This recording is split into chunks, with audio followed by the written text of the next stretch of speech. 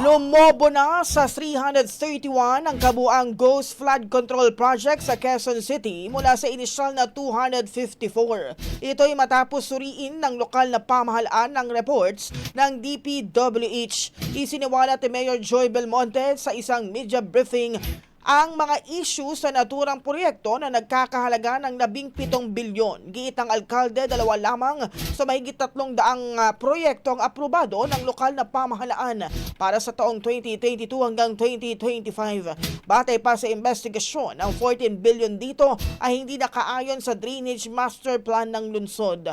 Kabilang pa sa mga nakitang anomalya ay ang incomplete documents, mga proyektong idineklarang complete kahit ongoing ang construction at mga itinayo sa hindi flood-prone areas. Dahil ito handa ng isumite ng lungsod ang resulta ng investigasyon sa Independent Commission for Infrastructure habang patuloy na sinusuri ng lokal na pamahalaan kung maisasalba ang mga proyekto para mapakinabangan.